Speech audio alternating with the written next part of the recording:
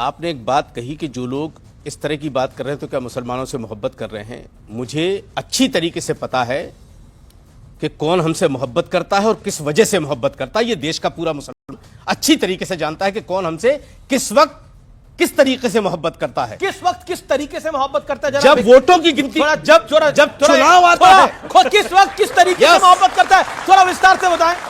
जी जी, अब सुनिए। घर की बातें यहाँ क्यों खोल रहे हो? एक सेकंड सुनिए, घर की बातें यहाँ क्यों खोल रहे हैं? कौन किस तरह से मोहब्बत करता है? नहीं, देखिए घर की बात नहीं है ये, ना इसे मजाक में ना ले, ये पॉलिटिकल बात भी नहीं है। ओके देखिए, क्योंकि दिल्ली में चुनाव है जी। सुनिए, तुम्हें हम भी सताने पर उतर आए तो क्या होगा, तुम्हारा दिल दुखाने पर उतर आए तो क्या होगा, हमें बदनाम करते फिर रहे हो सारी दुनिया में, अगर हम सच बताने पर उतर आए तो क्या होगा। तो क्या है सच, बता ही दीजिए। आज 3-4 दिन गुजरने दीजिए, इलेक्शन दिल्ली का सवाब पे आने दीजिए, पता नहीं क्या क्या दुखेगा अभी जी।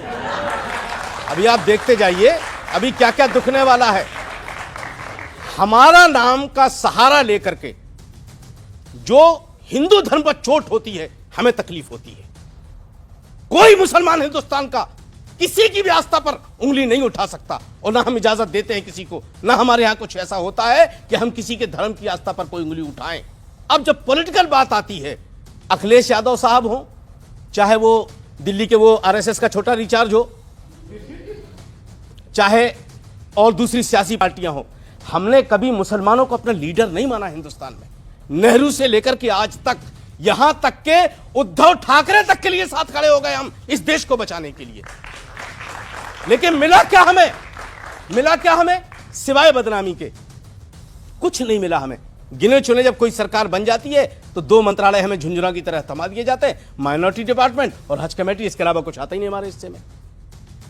कोई नहीं देता, चाहे कोई सेकुलर पार्टी, सबने हमारा इस्तेमाल किया है। अब आज दिल्ली में है, दिल्ली में चुनाव हो रहा है ना, मैं आपको इस चैनल से के माध्यम से कहना चाह रहा हूं कि जो फर्जी दिन भर ढोंग करता रहता है ना मासूमियत से, ए जी ओ जी ये होने वाला है वो होने वाला, अभी दिल्ली की जनता दिखा देगी सर। अच्छा, दिल्ली और सुनिए, देगी? मैं अखिलेश यादव की बड़ी इज्जत और आम आदमी पार्टी साथ है, कांग्रेस मैं अखिलेश यादव जी की बड़ी इज्जत करता हूं। नहीं करते हैं, बहुत इज्जत करता हूं, लेकिन मैं उनसे गुजारिश करूंगा कि आरएसएस के छोटे रिचार्ज का पीछा छोड़ दीजिए, वरना यहां भी नुकसान होगा और यूपी में भी नुकसान होगा।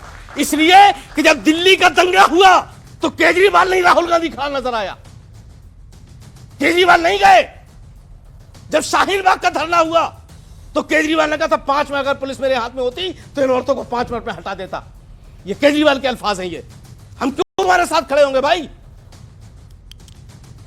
बताओ आप मुझे, हम क्यों तुम्हें वोट दें? और वोट देने के बाद तो आपको क्या लग रहा है कि इस बार मुसलमान केजरीवाल को वोट नहीं डालेगा, राहुल गांधी को डालेगा? बिल्कुल डालेगा राहुल गांधी को, यहां भी और उत्तर प्रदेश में भी। यहां भी और उत्तर प्रदेश में तो लगता है कि उत्तर प्रदेश में उनकी वजह से आया है सब कुछ। वो तो जो अगर भारत जोड़ो यात्रा ना निकलती तो पता चलता था, नाई के बाद सब सामने आ जाते। अच्छा, अब हम समझ गए अब समझ गए, हमारी समझ में अब आया।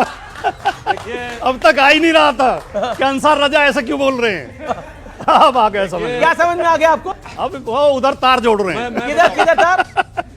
कांग्रेस नहीं, बिल्कुल मैं कांग्रेस के सपोर्ट में हूं और रहूंगा। चलो अब तो खुल के उसने साथ दिया। और एक बात बता दो, लॉजिकल बात बोल रहे हैं ना, एक सेकंड अमीर जी, एक सेकंड। जी जी जी जी जब से मुल्क आजाद हुआ, जी ठीक है इतना बड़ा मुल्क है, हादसे हुए, लेकिन कांग्रेस के शासन में हमारी मस्जिद के नीचे कभी मंदिर खोद के नहीं निकाले गए, अब निकाले जा रहे हैं और अखिलेश खामोश हैं। अगर संभल में कुछ हुआ तो अखिलेश को जाना चाहिए था, राहुल जा रहे तो इतराज कर रहे हैं कि आप हमारे वोटों में सेंध लगा रहे हो। हम यार वोट मांगने जा रहा था राहुल गांधी वहां संभल में, तुम वहां के हमारे वोटों में सेंध लगा रहे हो। जी जी जी, एक सेकंड, लेकिन ये खेल तो बिगड़ चुका है पूरी तरह से। अब तो कुल मिलाकर ये मुसलमान है। एक जगजीत सिंह की बहुत फेमस गजल है, मुझे वो याद आ गई। बताइए। तुमने दिल की बात कह दी ये चलो अच्छा हुआ, हम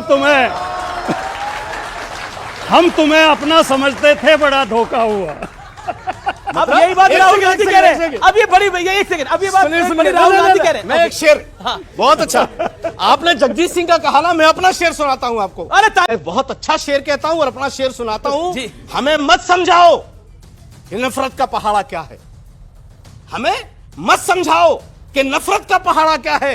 हम मोहब्बत से मोहब्बत का गुणा करते हैं, हम वो लोग हैं। जी जी जी, मैं भी अपना सुना देता हूं। एक ही से ये तो मैं भी अपना सुना रहा हूं। जी जब सुधांशु जी सुनाएंगे तो फिर पता नहीं क्या होगा। जी जी जी। कुछ कट्टर हिंदू कट्टर मुसलमान हैं दोनों तरफ, कुछ कट्टर हिंदू कट्टर मुसलमान हैं दोनों तरफ, वरना ज्यादा तादाद में इंसान हैं दोनों तरफ। नहीं बात बढ़िया, लेकिन नहीं। अब सुधांशु जी देखिए, मौलाना साहब के दिल का जो दर्द उभर के आया उसे मैं एक शेर में कहना चाहूंगा। जी। जो सेकुलर घाव किए गए हैं उसके ऊपर कि तमाम जिस्म ही घायल था, घाव ऐसा था पर कोई देख ही न सका, रख रखाव ऐसा। जी। अब मैं इनका भाटी जी की बात का भी उत्तर दे देना चाहता हूं। एक बात के लिए भाटी जी को साधुवाद देता हूं। इन्होंने कहा कि वहां मुलायम सिंह सेवा संस्थान के लोगों ने अपने शिविर में मुलायम सिंह जी की मूर्ति लगाई है, तो मतलब वहां तो लोग आ रहे हैं ना, मुलायम सिंह सेवा संस्थान में तभी लगाई है ना, ऐसा तो है नहीं कि वहां नहीं आ रहे हैं इसलिए लगाई है। हम सब तो मुझे लगता है है इसका मतलब आ रहे हैं। अब दूसरा मैं बताना चाहता हूं, जब अखिलेश जी मुख्यमंत्री थे तो 2013 के चुनाव में मौनी अमावस्या के दिन अखिलेश जी की सरकार का आंकड़ा था कि 3 करोड़ लोग आए।